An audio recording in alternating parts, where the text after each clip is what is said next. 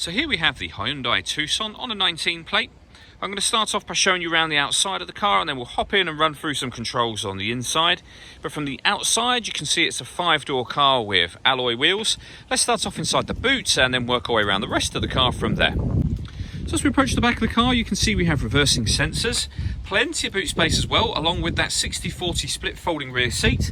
And then underneath this carpet section, a space saver spare wheel.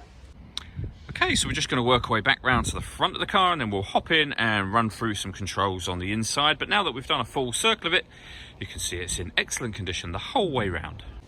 Just briefly before we climb in, I think it's well worth seeing the interior from this exterior point of view. There's plenty to run through on the dashboard, so let's hop in and we'll do that now. Okay, now that we're inside the car, we're going to start with the dials. On the left-hand side, we have the rev counter, and on the right-hand side, the speedometer and fuel gauge. In the middle, you can see the total miles for this car, which are 6,281.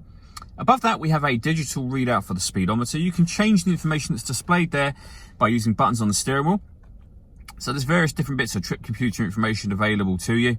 There are also other menus available, from satellite navigation to vehicle systems, user settings, and then back round to the beginning again.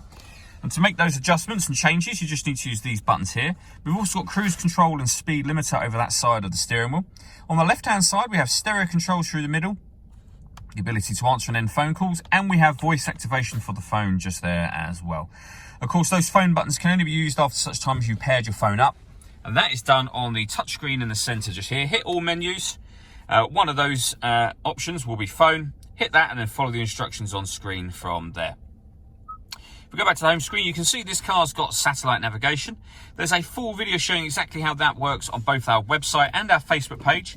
We also have a full color reversing camera with guidelines showing you what direction the car is headed in relation to the image that you see on the screen. If we press the home button, we'll get back to the main menu. When it comes to music in this car, there's plenty of ways to listen to that. One of which is accessed directly from here. So media is grayed out at the moment, but if you're listening to your own music, you can do so by hitting that tab. You can connect up an auxiliary device, a USB device, and you can stream your music wirelessly via Bluetooth audio as well. Or you can listen to the radio. And with the radio, this car has got, as you can see in the top corner, DAB, FM and AM all available to you. Below that, we have dual zone climate control. So you can adjust the passenger temperature, the driver temperature, the fan speed up, and of course down from here. You can determine where you'd like the air to be distributed. When you're happy with all of those settings, that button turns the air conditioning on, or you can hit auto. When you hit auto, the car will take control of the direction of the air and the fan speed to maintain those temperatures for you. You can hear it doing that now. To override that, just readjust the fans and put it back on whatever setting you want it on. Below that, we have two 12-volt charging sockets, as well as the auxiliary and USB inputs that I mentioned a moment ago. A automatic gearbox, and then these buttons just here. Starting from this one, that turns off the parking sensors for the car. This one turns off the stop and start. This car is designed to cut out when it's stationary in traffic, which will in turn save you fuel. Hit that button to turn that system off. That one will turn on, and if I show you up on here, it will turn on the downhill brake control. And the button above that will put the steering in sport mode. You can see it says sport underneath the digital readout for the speedometer. Or normal. So normal is when it says nothing at all. And to turn the downhill brake control off, just press that same button again.